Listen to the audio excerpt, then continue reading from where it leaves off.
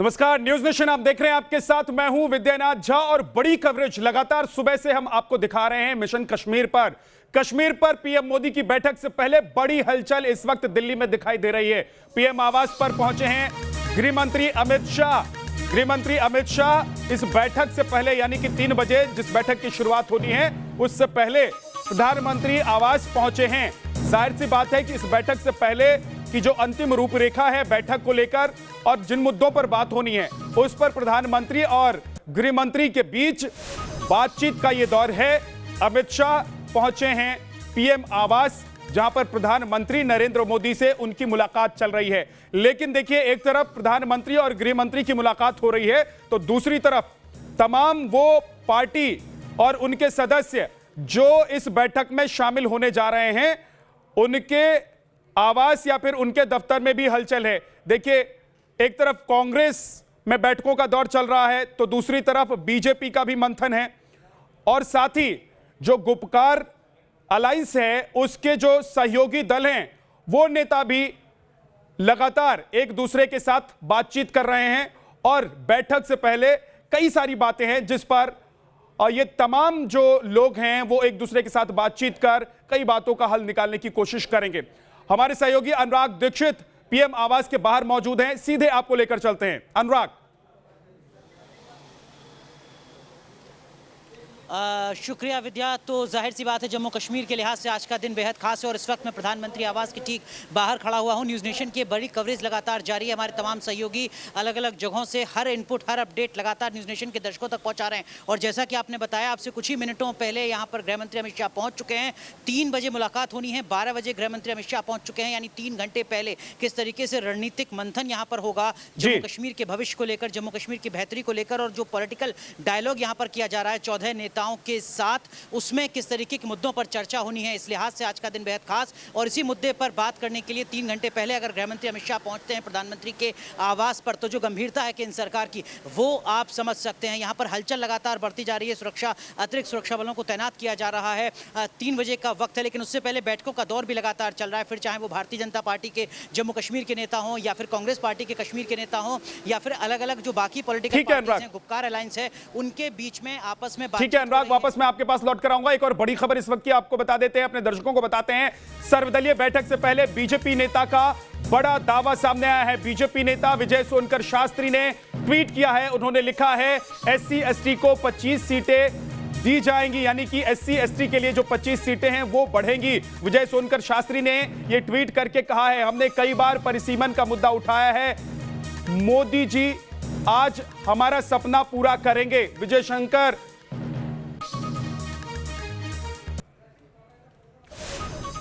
और विजय सोनकर शास्त्री जी इस वक्त हमारे साथ जुड़ गए हैं फोन लाइन पर। विजय जी, आपने ये बड़ी बात कही है कि एससी एसटी को 25 सीटें ज्यादा देंगी, तो परिसीमन को लेकर क्या आज बातचीत होने वाली है और उससे पहले क्या कुछ आप लोगों ने रणनीति तैयार की है? देखिए, जहां तक जम्मू और कश्मीर की स्थिति है वहां पर दलितों की और खासतौर से जो आर्थिक रूप से कमजोर लोग हैं उनकी और जनजातियों के लोगों की बहुत बदतर स्थिति है। वहां पर तो दलित समाज के लोगों को केवल और केवल सफाई के काम के लिए ही नियुक्त किया जाता है, उनको और कोई काम करने का संवैधानिक अधिकार भी नहीं है। यहाँ तक ये सब सारी चीजें वहाँ के जो पिछला संविधान था उसमें लिखा हुआ था। बहरहाल 370 के बाद वो सारी स्थितियां खत्म हुई हैं और पहले जिस तरह से वहाँ पर केवल 8 सीटें रिजर्व होती थी जी, और ये जो नया परिसीमन होगा, डिलिमिटेशन होगा, तो उसमें बहुत सारी सीटें बढ़ेंगी। उसमें लगभग 10 से 12 सीटें शेड्यूल कास्ट की हो सकती हैं और 15-16 सीटें लगभग ट्राइबल को भी मिलेंगी। इस तरह से वहां पर 25 से ज्यादा ही सीटें एससी और एसटी के खाते में आएंगी। और अगर ऐसा हुआ तो वहां का पॉलिटिकल डिस्कोर्स भी बदल जाएगा, क्योंकि जिस तरह से वो उसको पिछड़ा रखने का प्रयास किया गया जम्मू कश्मीर को, लॉ एंड ऑर्डर वहाँ खराब हो गया, जिस तरह से वहां पर कश्मीरी पंडितों को निकाल करके बाहर किया गया 91 में, तो वो सारी चीजें कहीं न कहीं ये जो डिलिमिटेशन अगर होता है जी तो उसमें सेटल होंगी और हमें पूरा उम्मीद है कि कुछ ऐसा होने जा रहा है। ठीक है सर, बहुत बहुत शुक्रिया हमारे साथ बात करने के लिए विजय जी आपका। तो एक नया डिस्कोर्स तैयार करने की कोशिश हो रही है, एक नई रणनीति है जिसके बारे में विजय सोनकर शास्त्री बता रहे थे। इस वक्त एक और बड़ी खबर आपको बता देते हैं। प्रधानमंत्री नरेंद्र मोदी ने आज से करीब 30 साल पहले श्रीनगर के लाल चौक पर तिरंगा फहराया और यह जता दिया था कि जम्मू कश्मीर से अनुच्छेद 370 को वो खत्म करके ही दम लेंगे। तो ये एक रिपोर्ट आपको दिखाएंगे, लेकिन साथ ही आपको बता देते हैं कि हमारे साथ अवधेश कुमार जी हैं, वरिष्ठ पत्रकार, साथ ही हमारे साथ रक्षा विशेषज्ञ भी होंगे, हमारे सहयोगी भी होंगे, उनके पास चलेंगे। लेकिन एक रिपोर्ट देख लीजिए सबसे पहले। सौगंध मुझे इस मिट्टी की, मैं देश नहीं मिटने दूंगा, मैं देश नहीं झुकने दूंगा। सौगंध मुझे इस मिट्टी की, मेरी धरती मुझसे पूछ रही कब मेरा कर्ज चुकाओगे, मेरा अंबर मुझसे पूछ रहा कब अपना फर्ज निभाओगे। मेरा वचन है भारत मां को, तेरा शीश नहीं झुकने दूंगा। लाल चौक में पोस्टर्स लगाएं, दीवारों पे लिखा है, जिसने अपनी मां का दूध पिया हो वो श्रीनगर के लाल चौक में आए, आकर के भारत का तिरंगा झंडा फहराएं, और अगर वो जिंदा वापस जाएगा तो आतंकवादी उसे इनाम देंगे। आतंकवादी काम खोल करके सुन ले, 26 जनवरी को परसों, अब चंद घंटे बाकी हैं, लाल चौक में फैसला हो जाएगा किसने अपनी मां का दूध पिया। ना बुलेट प्रूफ कार, न बुलेट प्रूफ जैकेट, बस हाथ में था तो देश की आन बान और शान का प्रतीक तिरंगा। और उसी तिरंगे की आन बान और शान के लिए प्रधानमंत्री नरेंद्र मोदी ने आतंकियों की धमकी की परवाह नहीं की थी। मैंने कहा था कि मैं 26 जनवरी को सुबह ठीक 11 बजे श्रीनगर के लाल चौक पहुंचूंगा। मैं बुलेट प्रूफ जैकेट पहन करके नहीं आऊंगा, मैं बुलेट प्रूफ गाड़ी में नहीं आऊंगा, हाथ में सिर्फ तिरंगा झंडा लेकर आऊंगा। और फैसला 26 जनवरी को श्रीनगर के लाल चौक में होगा किसने अपनी मां का दूध पिया।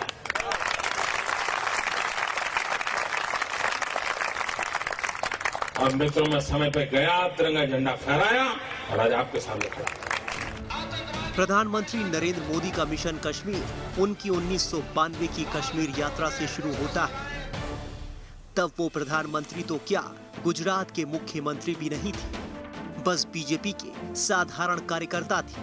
करीब 30 साल पहले पीएम मोदी दहशतगर्दों को ललकारते हुए 26 जनवरी 1992 के दिन श्रीनगर के लाल चौक पहुंच गए, जहां उन्होंने लाल चौक पर तिरंगा फहराकर आतंकियों की धमकी को खत्मो तले रौंदते हुए खुशहाल कश्मीर की नींव रखी।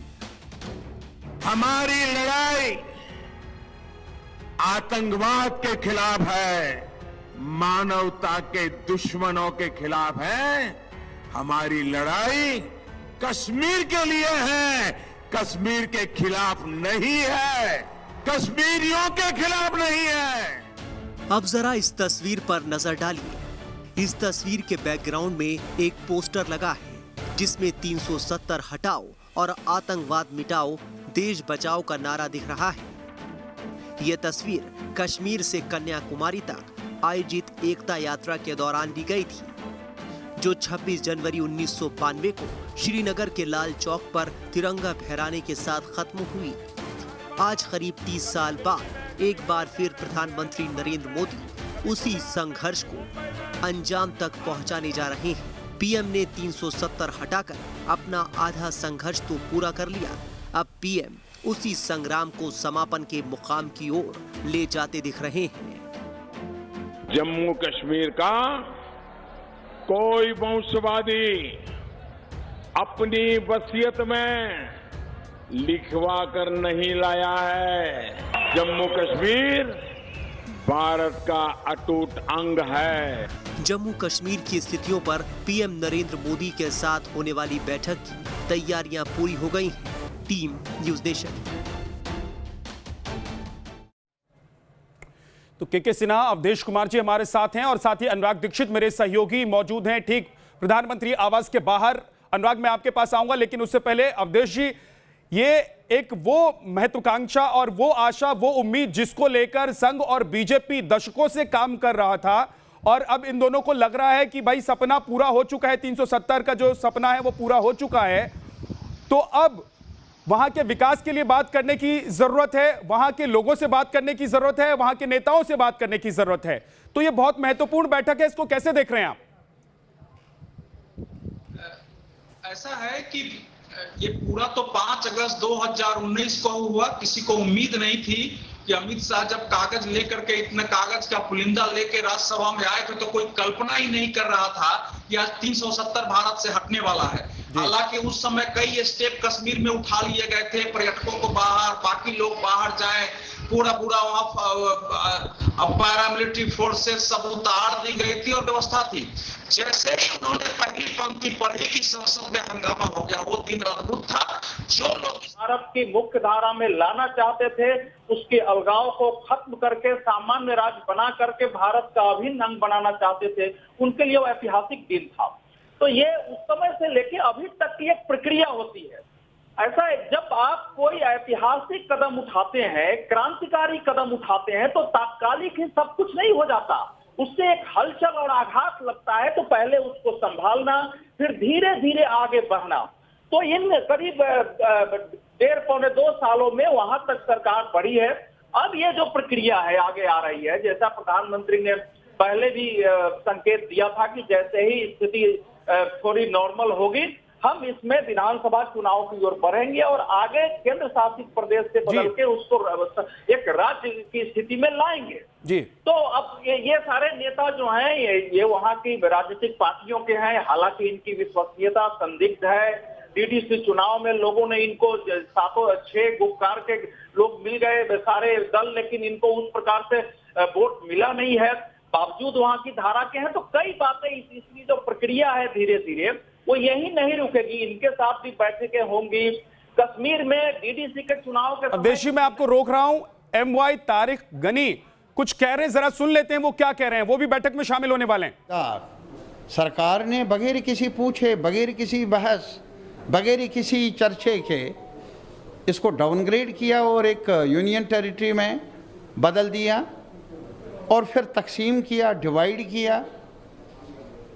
तो लाजमी तौर पर आज लद्दाख के लोग भी कहते हैं कि हमें लेजिस्लेटिव राइट्स चाहिए, वो भी ये चाहते हैं कि हमें यूनियन टेरिटरी नहीं, हमें स्टेट का दर्जा मिलना चाहिए। तो मेरे कहने का मतलब है कि जो फैसला 5 अगस्त और उस के बाद हुए जम्मू कश्मीर लद्दाख के बारे में, वो चूँकि आईन के दायरे से बाहर हैं, इसलिए उससे मसले हल नहीं हुए हमारे। तो इसके अलावा मैं आपको बता दूं कि मेरे सहयोगी अनुराग दीक्षित, क्योंकि दिल्ली में इस वक्त बड़ी हलचल है, उनके पास एक बार चल लेते हैं। अनुराग, हम वो नेता जो इस बैठक में शामिल होने जा रहे हैं उनकी बात सुन रहे हैं। उनकी बातों से ऐसा लग रहा है कि हर पार्टी या हर नेता अपने एजेंडे के साथ इस मीटिंग में आने वाला है। इस वक्त दिल्ली में क्या हलचल है जो आप तक जानकारी पहुंच रही है? बिल्कुल विद्या, ये सबसे बड़ी चुनौती है इस वक्त केंद्र सरकार के सामने कि वो तमाम राजनीतिक दल, 8 राजनीतिक दलों के जो तमाम नेता हैं, उनकी अपनी पॉलिटिकल मजबूरियां भी हैं। उनको अपनी कॉन्स्टिट्यूंसी को एड्रेस करना है, उनको पाकिस्तान को हो सकता है किसी दल को एड्रेस करना हो। तो ये जो उनकी सियासी मजबूरी है, इसके चलते कोई पाकिस्तान से बात करने की बात करता है, कोई जो जम्मू कश्मीर की जेल में बंद लोग हैं उनको रिहा करने की बात करता है। ये उनकी सियासी मजबूरी हो सकती है। लेकिन अभी हमारे एक्सपर्ट पैनलिस्ट अवधेश जी बात कर रहे थे, विधानसभा चुनाव के लिहाज से आज की बैठक महत्वपूर्ण है, लेकिन उसमें कई सवाल हैं। सवाल ये कि विधानसभा चुनाव तब होगा जब परिसीमन की प्रक्रिया पूरी होगी। परिसीमन की प्रक्रिया किस आधार पर पूरी होगी? क्या साल 2011 की जनगणना के आधार पर होगी? और अगर क्या 2011 की जनगणना के आधार पर परिसीमन होता है, यानी डिलिमिटेशन होता है, सीटों का निर्धारण होता है, तो क्या 2011 के आंकड़े ईमानदारी से इकट्ठे किए गए होंगे? ये सवाल अब से कुछ देर पहले कश्मीरी एक्टिविस्ट सुशील पंडित ने खड़ा किया था। उन्होंने कहा था कि ये चर्चा 2021 में हो रही है, 2021 की जनगणना लगातार चल रही है, काम शुरू हो चुका है। और जो परिसीमन आयोग है जस्टिस रंजना देसाई का, उनका कार्यकाल भी मार्च 2021 2022 तक है, यानी उनके पास अभी लगभग 8 महीने का वक्त है उस आयोग के कार्यकाल के पास ही। तो अगर परिसीमन करना है, अगर डिलिमिटेशन करना है जम्मू कश्मीर का विधानसभा चुनाव कराने के लिए, अगर ऐसा परिसीमन करना है जिसमें जम्मू के साथ इंसाफ हो सके, अनुसूचित जाति जनजाति के साथ इंसाफ हो सके, कश्मीरी पंडितों के साथ इंसाफ हो सके, तो बेहतर यह होगा कि 2021 के जनगणना के आंकड़े को आधार बनाया जाए। ये एक बड़ा सवाल है। ठीक है अनुराग, एक बड़ा सवाल है जो आप उठा रहे हैं, लेकिन साथ ही सरफराज हमारे साथ जुड़ गए हैं जो राजनीतिक विश्लेषक हैं। सरफराज वानी, आपको क्या लग रहा है कि इस बैठक में प्रधानमंत्री या देश के जो बाकी मंत्री शामिल होंगे, नेता शामिल होंगे, उन लोगों के बीच किस मुद्दे पर बात होनी चाहिए? जैसा कि हम अभी सुन रहे थे, सरताज साहब कह रहे थे कि आपने यूनियन टेरिटरी बना दिया, आपने फलाना चीज कर दिया, आपने पहले राय मशवरा नहीं किया। ये तो केंद्र सरकार का अधिकार था और ये अधिकार उनको संविधान देता है। तो उस पर चर्चा करने की बजाय क्या चर्चा इस बात पर नहीं होनी चाहिए कि आने वाले दिनों में जम्मू कश्मीर में विकास कैसे हो, जम्मू कश्मीर को आगे कैसे ले जाया जाए, मुख्य धारा से कैसे जोड़ें? देखिए, जैसे आपने कहा कि ये केंद्रीय सरकार का अपने पावर से ये करना, बट मैं इससे बिल्कुल सहमत नहीं हूं। As a student of law, as कानून जानने वाला, मैं ये कहूंगा कि ये सेंट्रल गवर्नमेंट का कहीं पे पावर था नहीं। जिस तरीके से कॉन्स्टिट्यूशन की धज्जियां उड़ाई गई, जिस तरीके से हमारे संविधान की धज्जियां उड़ाई गई, जिस तरीके से 370, 35A और फिर पहले आपने कॉन्स्टिट्यूएंट असेंबली से पावर छीन के पार्लियामेंट को पावर दे दी। सरफराज जी, समझ में नहीं आता कि आप लोग एक तरफ आप कह रहे हैं, एक तरफ कि आप कानून के जानकार हैं, कानून की पढ़ाई करके आए हैं, तो संविधान भी आपने पढ़ा होगा सर।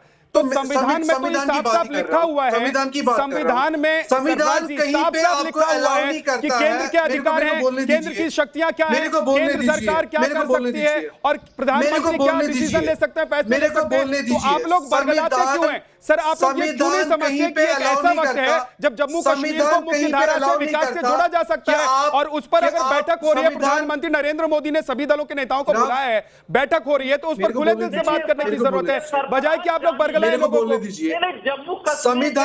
संविधान कहीं पे अलाउ नहीं करता कि आप एक स्टेट को यूनियन टेरिटरी बनाए विदाउट कंसेंट ऑफ पीपल, लोगों से मशवरा लिए बगैर, उसके असेंबली से मशवरा लिए बगैर आप सुप्रीम कोर्ट चले गए होते। आपके पास तो एक अधिकार, संवैधानिक अधिकार आपके पास है ना, अगर संविधान के साथ कोई छेड़छाड़ हो तो आर्टिकल 32 के तहत आप सुप्रीम कोर्ट चले गए होते सर। आप क्यों नहीं गए बताइए? एक छोटे से ब्रेक के लिए मुझे रुकना होगा। के सिन्हा साहब भी हमारे साथ हैं, रक्षा विशेषज्ञ, उनके पास भी चलेंगे और हमारे साथ अनुराग भी जुड़े हुए हैं, उनके पास भी चलेंगे। एक छोटे से ब्रेक के लिए हम रुक रहे हैं, फौरन वापस लौटेंगे।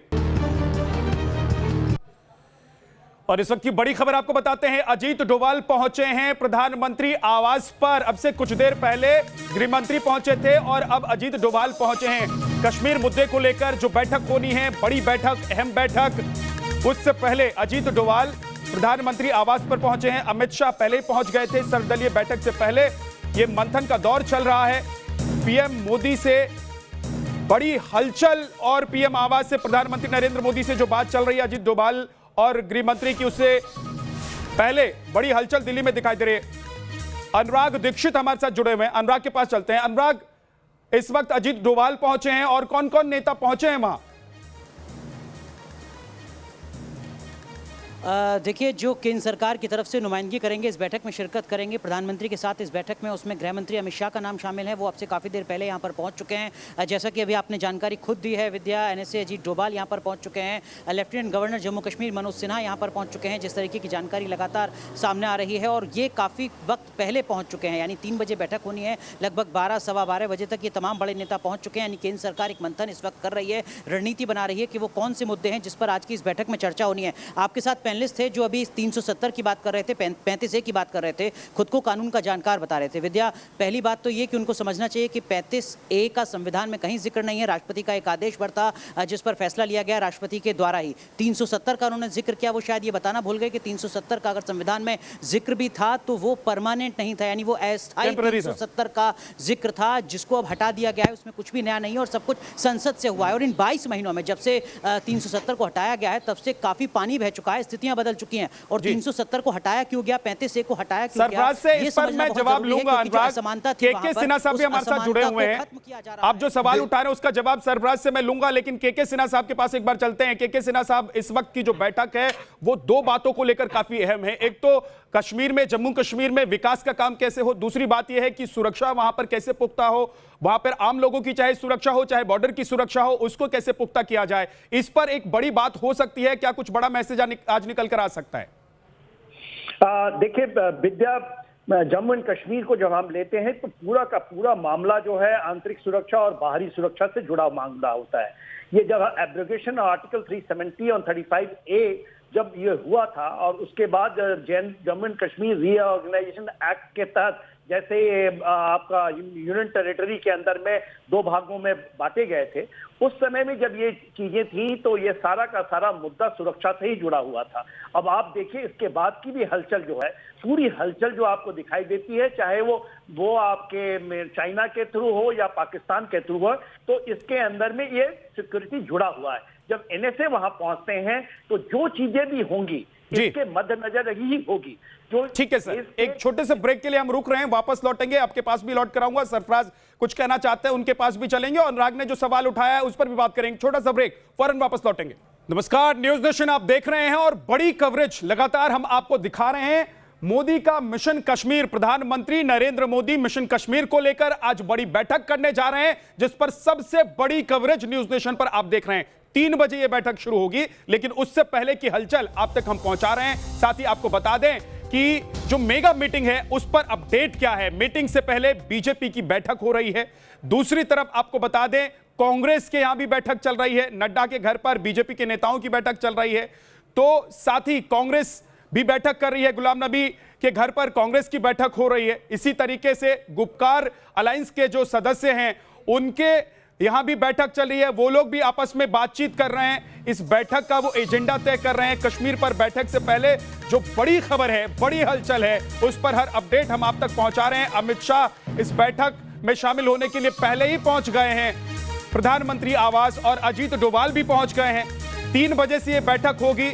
इस बैठक में किन किन मुद्दों पर बात होगी? अभी तक जो कहा जा रहा है कि परिसीमन पर बात हो सकती है, विकास मुद्दा होगा, जम्मू कश्मीर को आगे कैसे बढ़ाया जाए, जम्मू कश्मीर में आने वाले दिनों में किस तरीके से उसको देश के बाकी हिस्सों से जोड़ना है, कैसे उसे विकास से जोड़ना है, इस पर बात हो सकती है। लेकिन गुपकार अलायंस जो है वो क्या एजेंडा लेकर पहुंचेगा और गुपकार अलायंस के जो सदस्य हैं उनके एजेंडे पर क्या बातचीत होगी? जैसा कि इस बैठक से पहले कई सदस्य बयान दे चुके हैं, उन बयानों को लेकर क्या बातचीत होगी या उन बयानों को दरकिनार करते हुए सीधे सीधे मुख्य धारा से कश्मीर को जोड़ने, विकास करने और वहां पर अमन बहाली के लिए जो कदम उठाए जाने चाहिए उस पर बात होगी। हम आपको तस्वीर भी दिखा रहे हैं, हर हलचल भी आप तक पहुंचा रहे हैं। हमारे सहयोगी अनुराग दीक्षित इस वक्त प्रधानमंत्री आवास के बाहर मौजूद हैं, जहां से वो हर अपडेट आप तक पहुंचा रहे हैं। साथ ही तमाम हमारे बाकी सहयोगी अलग अलग उन जगहों पर मौजूद हैं जहां पर इस वक्त बैठकों का दौर चल रहा है, यानी कि कांग्रेस की बैठक जो चल रही है वहां पर हमारे सहयोगी मौजूद हैं, बीजेपी की बैठक जहां चल रही है वहां पर हमारे सहयोगी मौजूद हैं। लेकिन तमाम वो मुद्दे जिन पर आज बातचीत हो सकती है उसको लेकर लगातार इस वक्त बातचीत हो रही है और कुछ बातें ऐसी हैं जिस पर विवाद भी खड़ा हो रहा है। लेकिन किस पार्टी ने क्या कुछ कहा है, रुख क्या है उनका, उनकी बातों से क्या समझ में आ रहा है, वो हम आपको दिखाते हैं, वो हम आपको बताते हैं कि कौन सी पार्टी किस धारा में अभी दिखाई दे रही है। देखिए, पीडीपी की तरफ से यह कह दिया गया कि पाकिस्तान से भी बात हो, नेशनल कॉन्फ्रेंस ने कहा 370 की वापसी हो, कांग्रेस ने कहा पूर्ण राज्य का दर्जा बहाल हो।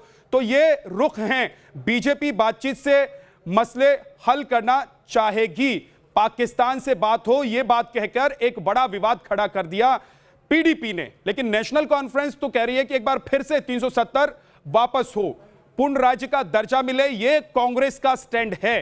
हालांकि बैठक में अभी क्या कुछ बातें होंगी, उससे निकलकर क्या कुछ आएगा, उसी पर हमारी नजर बनी हुई है। और हमारे सहयोगी अनुराग दीक्षित मौजूद हैं इस वक्त प्रधानमंत्री आवास के बाहर। साथ ही के सिन्हा साहब हमारे साथ हैं, रक्षा विशेषज्ञ हैं, सरफराज हमारे साथ हैं, अवधेश कुमार जी वरिष्ठ पत्रकार हमारे साथ हैं। मैं आप लोगों के पास आऊं उससे पहले अनुराग जरा बता दीजिए इस वक्त की हलचल क्या है, अपडेट क्या है दिल्ली से?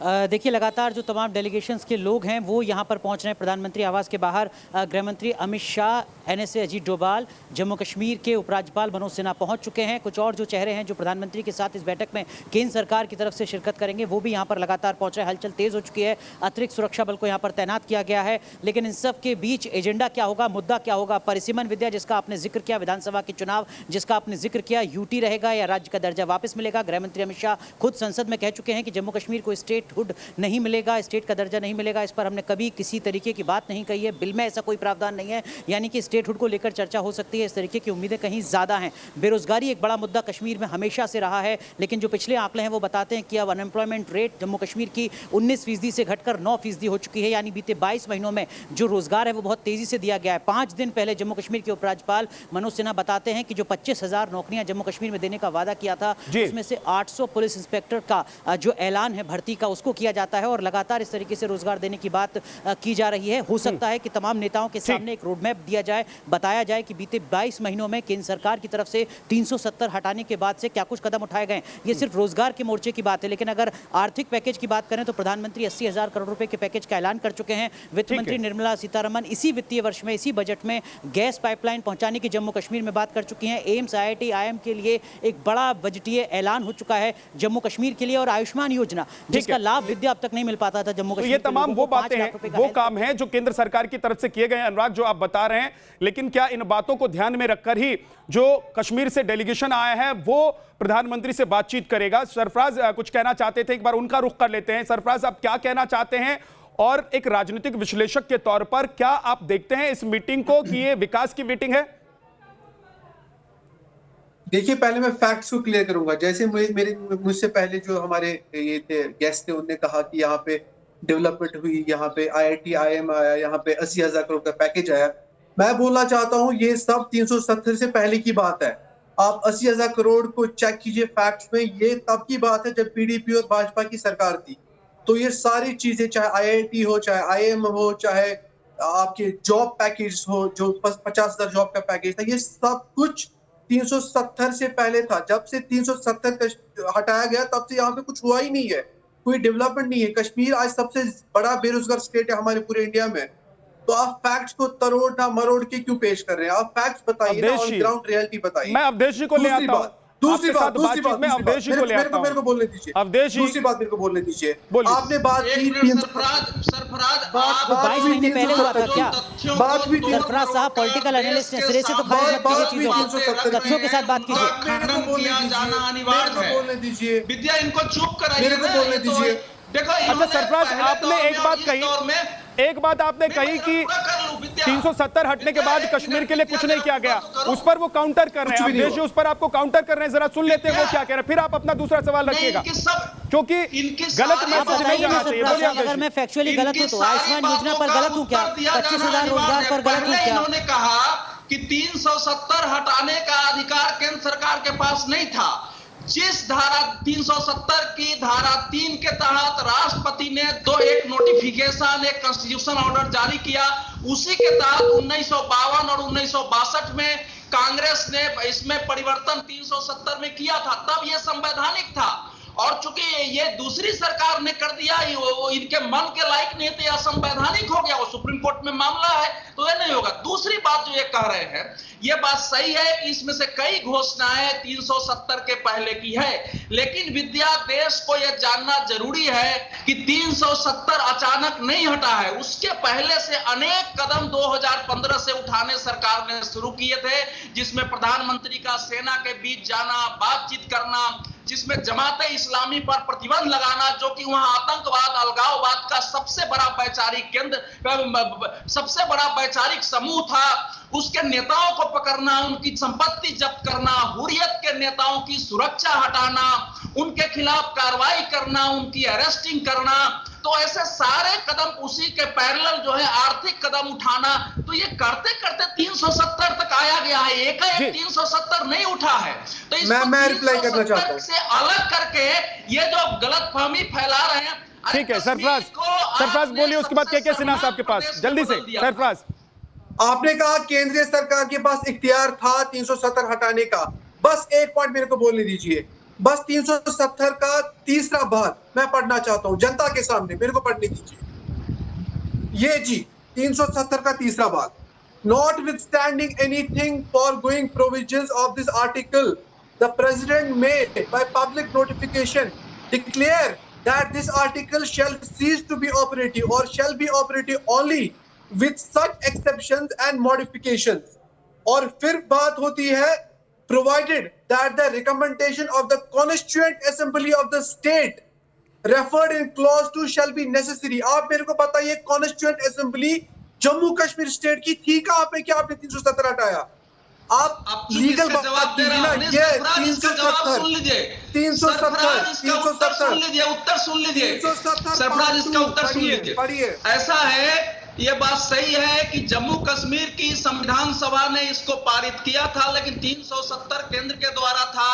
राष्ट्रपति ने अपनी अधिसूचना में कॉन्स्टिट्यूशन ऑर्डर में साफ किया था कि चूंकि संविधान सभा नहीं है और संविधान सभा ने ही अपने को विधानसभा में उस समय परिणत किया था, इसलिए आज विधानसभा संविधान सभा मानी जाएगी। और चूंकि राज्यपाल संविधान के साथ धोखा हो गया ना, इस समय विधानसभा संविधान के साथ धोखा हो गया, सदनों के अंदर संविधान की धज्जियां उड़ाएगी, वो तो संविधान की धज्जियां उड़ाएगी। यह कदम इतना हमारे संविधान की जो दुनिया का सबसे बड़ा संविधान है उसकी धज्जियां उड़ाएगी। करेंगे आप हमारा संविधान जो दुनिया का सबसे बड़ा संविधान है, धज्जियां उड़ाएगी। एक सिंपल सी बात है अवधेश जी और सरफराज जी, एक सिंपल सी बात है, एक सिंपल सी बात है। अब एक सेकंड सरफराज, आपने अपनी बात कह ली। अवधेश जी एक सेकंड, एक सिंपल सी बात है कि अगर आपको लग रहा है कि संविधान की धज्जियां उड़ाई गई तो आप सुप्रीम कोर्ट जा सकते थे, इतने महीने से आप बैठे क्यों हैं? दूसरी बात यह है कि अगर 370 आप पढ़ रहे हैं सरफराज, तो चैप्टर 2 यानी कि दूसरा अध्याय जो है संविधान का, उसको भी पढ़ लीजिए, उसको भी पढ़ के देश को सुना दीजिए कि उसमें क्या लिखा गया है, क्या कहा गया है कि केंद्र कैसे राज्यों को या केंद्र शासित प्रदेशों को किस तरीके से अपने हिसाब से वहां पर शासन या वहां पर काम कर सकती है केंद्र सरकार। जरा वो दूसरा अध्याय और उन अध्यायों के जो आर्टिकल्स हैं 12 तक, वो भी पढ़कर सुना दीजिए देश को। आपके पास मैं लौट कर आऊंगा, आपके पास लौट कर आऊंगा। और अवधेश जी भी आपको जवाब देना चाहते हैं, लेकिन के सिन्हा साहब इस वक्त देखिए कश्मीर में सबसे बड़ी बात जो ये है 370 हटने के बाद हमने पिछले कुछ दिनों में देखा है कि स्थानीय लोगों को या फिर आम नागरिक जो है उनको भी की टारगेट करने लग गए हैं। तो ऐसे में आज ये बड़ा मुद्दा होना चाहिए इस बैठक में जो वहां के स्थानीय नेता आए हैं उनके लिए कि इस तरह की समस्या से कैसे बचें। दूसरी बात यह है कि पाकिस्तान से क्यों बात करें अगर पाकिस्तान के भेजे हुए आतंकी हमारे लोगों को, वहां के आम नागरिकों को मार रहे हैं, हमारे सेना पर हमला करते हैं, हमारी पुलिस पर हमला करते हैं आतंकी। देखिए विद्या जी, आज बहुत अहम दिन था जब मैं सोच रहा था कि आपके डिस्कशन में ये बातें नहीं उठेंगी। देखिए सरकार ने वेरी क्लियर कर दिया है कि आर्टिकल 370 और 35 के ऊपर कोई बातचीत होगी ही नहीं। फिर हम यहाँ बैठ करके पूरे नेशनल डिबेट के ऊपर में फिर वही चीजें, वही रेटरिक, इसके ऊपर बहुत बात हो गई 5 अगस्त के बाद। बहुत डिस्कशन मैंने भी किया, आपने किया, यही सुनते रहे और लोग। देखिए आज बात क्या है, आप नीचे तो एक कैप्शन चला रहे हैं कि हम परसिमन की बात करेंगे, हम विकास की बात करेंगे, हम एक स्टेटहुड की बात होगी, मगर हम उनसे हट करके फिर से हम उन चीजों में, हाँ आपने बहुत बड़ी अच्छी बात उठाई कि क्या इसमें पाकिस्तान को फिर से जोड़ा जाएगा, क्योंकि ये चाहते हैं। देखिए ये चीज जानबूझ करके लाई गई है और एक पीडीपी की नेता आकर कह देती हैं कि इसमें पाकिस्तान भी एक हिस्सेदार है इसलिए उसको लाओ, और फिर हम इन चीजों में उलझ जाएंगे। एक बड़ी खबर आ रही है सर सिन्हा साहब, मैं आपके पास लौट कर आता हूं। एक बड़ी खबर आ रही है, जम्मू कश्मीर कांग्रेस के अध्यक्ष गुलाम अहमद मीर का बयान आया है, बैठक में जनता की बात रखेंगे।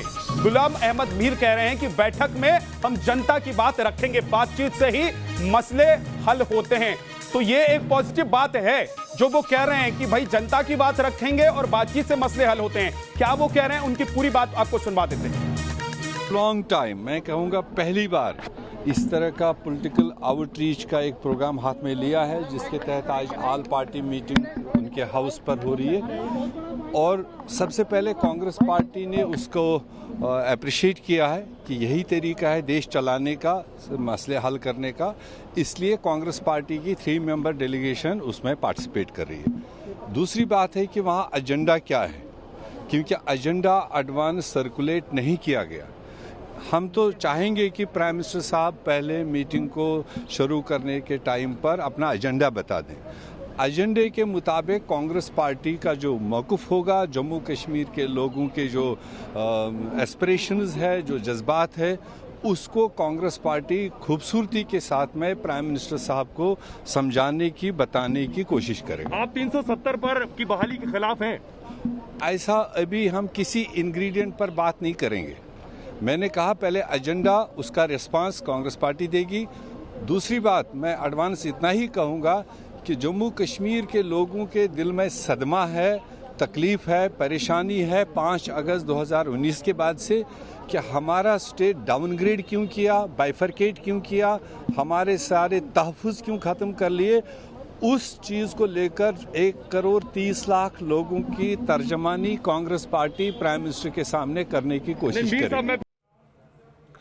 अहमद मीर कह रहे हैं कि राज्य से कम दर्जे पर हम बात नहीं करेंगे, यानी कि एक एजेंडा कम से कम वो लेकर चल रहे हैं कि अगर उस एजेंडे पर, उस मुद्दे पर उनकी बात नहीं मानी गई तो फिर वो बात नहीं भी कर सकते हैं। हमारे तमाम मेहमान हमारे साथ बने हुए हैं। अनुराग दीक्षित प्रधानमंत्री आवास के बाहर मौजूद हैं, उनके पास चलेंगे। एक छोटे से ब्रेक के बाद वापस लौटते हैं। ये बड़ी कवरेज लगातार न्यूज़ नेशन पर जारी है। इस वक्त की बड़ी खबर आपको बताते हैं। महबूबा मुफ्ती के पाकिस्तान वाले बयान से फारूक अब्दुल्ला ने किनारा कर लिया है। फारूक अब्दुल्ला ने कहा है कि पाकिस्तान से कोई बात नहीं करनी है। महबूबा मुफ्ती का बयान निजी है, यह भी फारूक अब्दुल्ला कह रहे हैं, और पीएम मोदी के सामने अपनी मांग रखेंगे।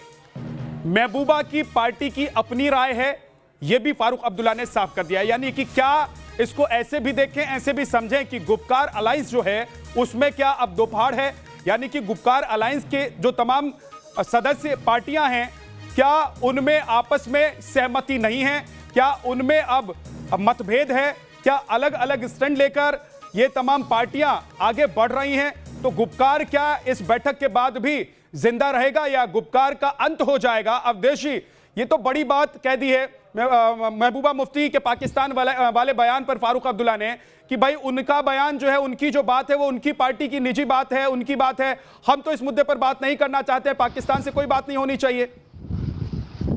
विद्या, ये जो गुपकार तथाकथित गुपकार गैंग के नेता हैं, ये क्या बोलते हैं उसको इतनी गंभीरता से मत लीजिए। फारूक अब्दुल्ला ने तो कहा था कि हमको जरूरत पड़ेगी तो हम चीन से भी मदद ले लेंगे। महबूबा तो कहती थी कि भैया भारत का झंडा उठाने वाला कोई यहाँ नहीं होगा। ये सब कश्मीर के खलनायक हैं, ये वहां के नेता जरूर है, खलनायक हैं ये। इनके काल में ही कश्मीर की दुर्दशा हुई, भारत से अलग हुआ, और जिस परिसीमन की इस समय बात हो रही है, फारूक कायदे से 2005 में होना चाहिए था। फारूक अब्दुल्ला ने 2002 में वहां के संविधान में परिवर्तन कर दिया, वहां के पीपुल्स रिप्रेजेंटेटिव एक्ट में परिवर्तन करके कहा कि 2026 तक नहीं होना। ये 370 इन नेताओं के नौकरशाहों के अपराध और पाप को ढकने और बचाने का बड़ा कारण था। ये छटपटा रहे हैं। देखिए इनके विचलन का कारण आपको बता रहा हूं विद्या। 22-23 सितंबर को जो डीडीसी का जो चुनाव हुए, सितंबर में परिणाम आए, आप देखिए उसका परिणाम देखिए। गुपकार के सारे दल मिलकर 112 सीट लाए। बीजेपी जम्मू कश्मीर की 75 सीटों के साथ सबसे बड़ी पार्टी हो गई। नहीं एनसी हुई, पीडीपी तो खत्म हो गई। इनको वोट मिले 32.96%, बीजेपी को मिले 38.74%। अवधेशी, क्या आप ये कहने की कोशिश कर रहे हैं, क्या आप ये कह रहे हैं कि भाई ये एक साथ मिलकर भी बीजेपी से नहीं लड़ पाए तो अब अपने अपने स्टैंड पर चले गए हैं? आपके पास मैं लौट कर आऊंगा सर। अनुराग दीक्षित के पास एक बार चल रहे थे। अनुराग, क्या ऐसा लग रहा है कि इस बैठक से पहले जो बातें सामने आ रही हैं, जो फारूक अब्दुल्ला ने कह दिया, जो महबूबा मुफ्ती ने कहा, उसके बाद ऐसा लग रहा है कि अब ये गुपकार जो है शायद बहुत दिनों तक चले नहीं? विद्या, देखिए इस बात को आप भी समझते हैं कि आज की इस मुलाकात का सीधा मतलब जम्मू कश्मीर में विधानसभा के चुनाव को लेकर है, और अगर जम्मू कश्मीर में विधानसभा चुनाव होते हैं तो ये सरफराज जी भी जानते हैं और अवधेश सर भी जानते हैं कि नेशनल कॉन्फ्रेंस और पीडीपी क्या आपस में मिलकर चुनाव लड़ेंगे? क्या गुपकार अलायंस एक साथ होकर चुनाव लड़ेगा जम्मू कश्मीर में, और क्या उनके सामने सिर्फ और सिर्फ बीजेपी होगी? जाहिर सी बात है ऐसा बिल्कुल नहीं होने जा रहा है। जैसे ही विधानसभा चुनाव की हलचल तेज़ होगी, पीडीपी, नेशनल कॉन्फ्रेंस, तमाम जो बाकी दल हैं वो अलग अलग हो जाएंगे, आपस में उनको लड़ना है, अपनी अपनी राजनीतिक जो लड़ाई है उसको आगे बढ़ाना है। और यही वजह है कि जो अब्दुल्ला परिवार है, अब्दुल्ला फैमिली है, वो अब महबूबा मुफ्ती के बयान से किनारा कर रही है। उनकी राजनीतिक मजबूरी है क्योंकि उनको चुनाव में लड़ना है, आमने सामने मुकाबला करना है, उनकी कॉन्स्टिट्यूंसीज अलग अलग हैं। लेकिन इन सबसे इतर जो बात सरफराज जी यहाँ पर कह रहे थे, कुछ चीज़ों को समझना होगा। 370 या 35 के बाद बदला क्या है जम्मू कश्मीर में? देखिए, आंकड़े हैं, ये सरकारी आंकड़े हैं जो बताते हैं कि इस देश में तकरीबन जितने भी स्पेशल स्टेटस वाले राज्य हैं पूरे देश में, उसमें से अकेले जम्मू कश्मीर को जो ग्रांट जाती थी वो अकेले जम्मू कश्मीर को 25% दी जाती थी। ऐसा क्यों होता था? वो पैसा कहाँ जाता था? पिछले 70 साल में जितना बजटरी एलोकेशन सेंटर से जम्मू कश्मीर के लिए गया है, क्या वाकई उसका उतना पैसा उसी तरीके से खर्च हो पाया है? आप ये मानकर चलिए, विद्या, आप बिहार से आते हैं, मैं उत्तर प्रदेश से आता हूँ। उत्तर प्रदेश में प्रति व्यक्ति औसतन केंद्र से 8,000 रुपए जाते हैं, जबकि जम्मू कश्मीर के लिए 27,000 रुपए। ये जो 1/3 का अंतर है, ये आखिर क्यों होता रहा? और अब अगर स्थितियां बदल रही हैं, मैं एक बार सरफराज, क्योंकि वो जवाब भी देना चाहते थे बहुत देर से, सरफराज क्या कह रहे हैं एक बार सुन लेते हैं। सरफराज बोल लीजिए, अनुराग ने जो कहा है, जो सवाल उठाया है आपने, उस पर अनुराग ने जवाब दे दिया है, आप बताइए। यहां पर हुआ है जो इस वक्त की बड़ी खबर है, अमित शाह इस वक्त यहां से निकल चुके हैं। प्रधानमंत्री आवास से इस वक्त की बड़ी खबर मैं आपको बता रहा हूं विद्या, अमित शाह का काफिला निकल चुका है। प्रधानमंत्री से मुलाकात होती है, लगभग 12 बजे अमित शाह यहां पर पहुंचे थे और इस वक्त की जो खबर है उसके मुताबिक अमित शाह प्रधानमंत्री आवास से निकल चुके हैं। तकरीबन 40 से 45 मिनट तक जो मंथन है, बैठक है, वो यहाँ पर चली है गृहमंत्री की प्रधानमंत्री के साथ। विद्या जी, तो हलचल जो है वो तेज है। अमित शाह निकल गए हैं प्रधानमंत्री आवास से। 3 बजे ये बैठक शुरू होगी और 3 बजे एक बार फिर से अमित शाह यहां मौजूद रहेंगे, क्योंकि गृह मंत्री, रक्षा मंत्री अजीत डोभाल और साथ ही जम्मू कश्मीर के राज्यपाल भी यहां पर मौजूद रहेंगे। हम एक बार फिर से अनुराग के पास आएंगे जब हमें हलचल वहां दिखाई देगी। सरफराज, जल्दी से आपकी बातों का जवाब अनुराग ने दिया, जल्दी से आप अपना पक्ष रखिए, उसके बाद के सिन्हा के पास। देखिए, अभी तक सेंट्रल गवर्नमेंट ने कोशिश की कि हम नेशनल कॉन्फ्रेंस, पीडीपी और जो गुफ्तार है उसको साइडलाइन करें और यहाँ पे एक नया दल खड़ा करें, बट वो पॉसिबल हुआ नहीं। यहाँ पे सेंट्रल गवर्नमेंट की सारी पॉलिसीज, जो इनका एक हार्ड फिस्ट पॉलिसी थी, वो फेल हो गई, क्योंकि इन लोगों को, चाहे वो महबूबा मुफ्ती हो, चाहे वो उमर अब्दुल्ला हो, चाहे वो फारूक अब्दुल्ला हो, तो पीएसए में बंद करके, और पीएसए जो डॉसियर था उसमें ये लिखा गया था कि ये लोग अलगाववादी एक्टिविटीज कर रहे हैं, ये पाकिस्तान का सपोर्ट कर रहे हैं। आज जाके फिर क्यों हमारे प्रधानमंत्री से बात कर रहे हैं? तो ये कहीं ना कहीं दिखाना है कि जो अभी तक इनके खिलाफ एलिगेशंस थी वो सारी गलत थी। प्रधानमंत्री को पता है ना सरफराज जी, उनके पास नागरिकता हिंदुस्तान की है। अगर अपने देश का कोई व्यक्ति है, अभी तक आपने कहा महबूबा मुफ्ती सुबह का भूला अगर शाम को घर वापस आ जाए, आज उसको भूला नहीं कहते। और आप क्या चाहते हैं? ऐसे लोगों से बात नहीं करके क्या उनको पाकिस्तान के भरोसे छोड़ दें? के सिन्हा साहब, सरफराज जो बात कह रहे हैं कि देखिए, ये बात सिर्फ राजनीति की नहीं है, ये बात कश्मीर की है, ये बात कश्मीर के विकास की है, ये बात कश्मीर को मुख्य धारा से जोड़ने की है, ये बात कश्मीर में लोकतंत्र की है। तो अगर महबूबा मुफ्ती और फारूक अब्दुल्ला जैसे लोगों को दरकिनार कर दिया जाएगा, तो फिर यही लोग सवाल उठाएंगे ना कि वहां के स्थानीय लोगों से आपने तो बात नहीं की, वहां के नेताओं से आपने बात नहीं की। देखिए विद्या जी, जो बात आप कह रहे हैं बहुत इंपॉर्टेंट है। फारूक अब्दुल्ला हो या पीडीपी हो या नेशनल कॉन्फ्रेंस, उसका एक अपना अस्तित्व है, उसको आप झुठला नहीं सकते। जो सबसे बड़ी बात है कि हम नए कश्मीर की और नई बातें कर रहे हैं, एक लेवल आगे की तरफ जा रहे हैं, न कि पीछे की तरफ। और सेंटर ने इसको एब्सोल्युटली क्लियर किया हुआ है। 370 और 35A का बात नहीं है। जो बड़ी सबसे बड़ी बात है, ये देखिए, जो परिसीमन की बात आ रही है, खुल करके सामने आ रही है, जिसके अंदर में आपकी सर रुकना होगा, माफ कीजिए, रुकना होगा सर। आप जो बात कह रहे हैं उसको आगे बढ़ाएंगे, एक छोटे से ब्रेक के लिए रुक रहे हैं, वापस लौटूंगा, आपके पास आऊंगा, आप अपनी बात के सिलसिले को आगे बढ़ाएंगे। एक छोटा सा ब्रेक, फौरन लौटेंगे।